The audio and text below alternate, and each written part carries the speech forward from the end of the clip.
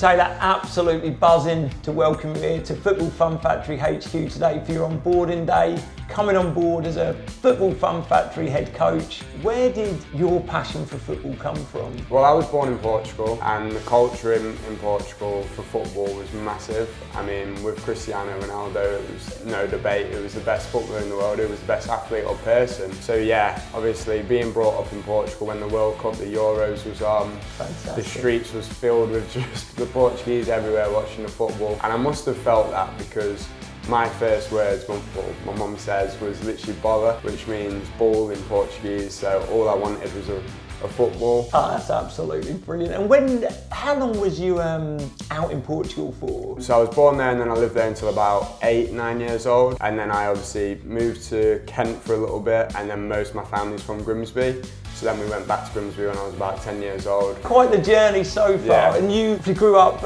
did you start playing football in Portugal as a young child? Yeah. So I played football all the time in Portugal. I remember I just had my first ever penalty shootout when I was about 3 years old. What was your earliest memories of? My earliest memory was the penalty shootout. I literally just remember it clear as day. It was just heaven and hell or whatever it was, and then it was just if you score, you stay in, you go to this side. If you miss, you go on that side. And I remember winning in the penalty shootout when I was about 3, 4 years old, and yeah, it was incredible. My mum always goes on about it. Oh, that is about it now. Precious memories, and so important as well. It sounds like that penalty shootout was such a positive early experience in the game that was a massive definitely. driver and you falling in love with it. And then come back to England, was it very different in terms of the football provision, the coaching that you received from what you were doing in Portugal? The football was very similar, as in I had an English coach out there, so I went to like a Portuguese school and stuff, but the coach was English. The football was very similar. All I remember about the football being a little bit different is that there was no throw-ins or corners or anything like that, so I'd never understood what throw-ins and corners was until I came to England. I don't know why, it was just as if it was street football playing off the wall and stuff. So I remember that was quite a weird memory. Growing up, did you have a team that you supported? Was it a Portuguese team, an English team? No, so it was always Arsenal. So my family's all English and my cousin supported Arsenal. I remember when I was about 5, 6 years old, I always used to come to England every year, probably 2, 3 times a year since I was a baby, and then he always used to take me to the Arsenal games, take me to the Arsenal stadium, do the Emirates tour, and I just loved it. And the way that they played football, like Arsene Wenger way, just passing it around and stuff, was the art of football for me, and I just loved it. Oh, that's great. And what was the age when you first went to your first game at the Emirates? I think I was about 7 or 8 years old, and I think it was a FA Cup game against, I want to say Blackburn. As a little kid, seeing the stadium, how big it was and stuff, I was just like, wow, that's incredible. And I wanted to play there one day. Obviously, it didn't happen, but that was my dream. So growing up through primary school up to secondary school, were you always in a team, in the same team? What did that look like playing wise? Yeah, so playing wise, I started off, I think it was called Breakaways, and then they ended up folding and it turned into Kilby, and I played for Kilby for about 3, 4 years. I then ended up going to Grimsby Town, which is our local academy team, and when I was 16 I got told I wasn't good enough,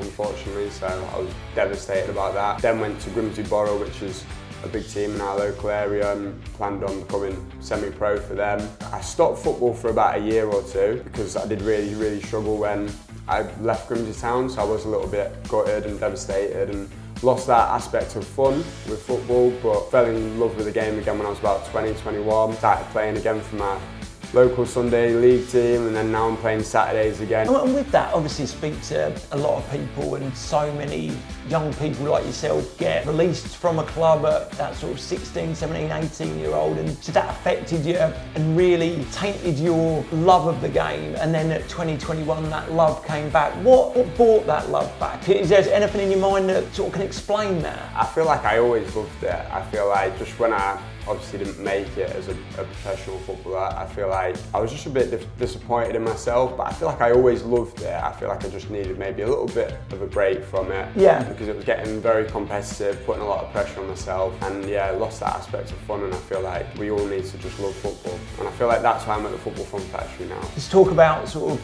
coaching. You've got a vast experience coaching, done a huge amount of coaching within schools. I mean, I was lucky enough to see you on your coach observation, and your enthusiasm, the way that your coach blew us all away, it was incredible. Obviously you had a huge amount of experience, but where did that come from? When I was no longer playing football and stuff, I feel like a lot of us, the next best thing is then coaching to create the memories, and we know how much it means to everybody, so that's kind of what happened with me. So when I was about 17, 18 years old, I got an apprenticeship, and it was just to basically do after school clubs, breakfast clubs for another company, and ended up doing that for a few years. Got my qualifications, then became a coach there, and then obviously I work at Humson Cloverfields now, so I became the PE coordinator there when a job role came up, did that full time, so that was incredible, and then I was coaching outside of school as well. Like, just speaking to you, you can see how much you absolutely love coaching. But from that first session, say, that you've ever taken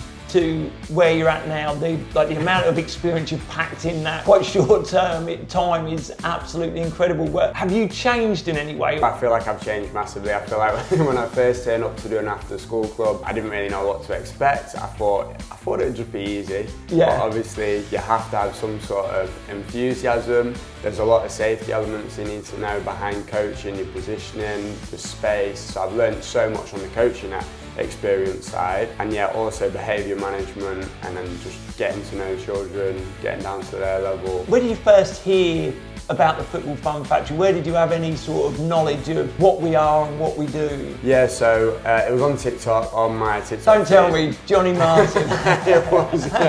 It was Johnny Martin giving some coaching tips and points, because all my feed was literally just football stuff. And Johnny was like, don't do this, and I remember, I can see what he was saying. He seemed so passionate about it. And then it was just the children as well. They had one of these microphones on the holiday camp. I remember that was like another video that stood out, and you could just see how happy the children was being interviewed, and you could just feel the culture and the environment that they was in, that they were so happy, and you could see all the children in the background having fun. It was safe. I think what obviously hugely impressed all of us about you was that enthusiasm, but also, like you say, you waited a year, other things were happening in your life, but you'd taken so much time and were so sort of infused and have an understanding of what a Football Fun Factory does. When you came to us, it was like you were already a head coach in the way that you delivered the session, obviously with watching Johnny on his TikToks, how he coaches, and it was, like I say, it really did blow us away, and sort of the thought of you becoming a head coach in the Grimsby area was something that excited us greatly, and it was quite a quick move in how we got to the point of you becoming a head coach.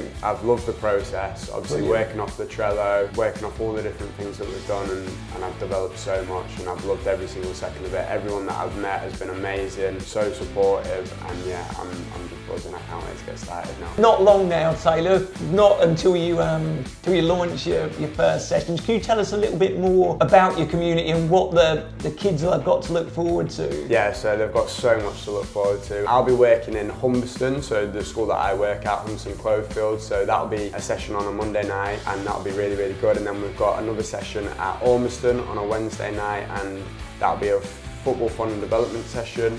Both the Humson Cloverfields one will be a football fun and development session as well, so 5 to 12-year-olds. And then on the Saturdays we'll be doing top sessions on Ormiston as well, and Louth as well. So I'll be working in Grimsby, Louth and Humberston. Absolutely brilliant. Thank you so much, Taylor. It's great to catch up with you. You too. Thank you.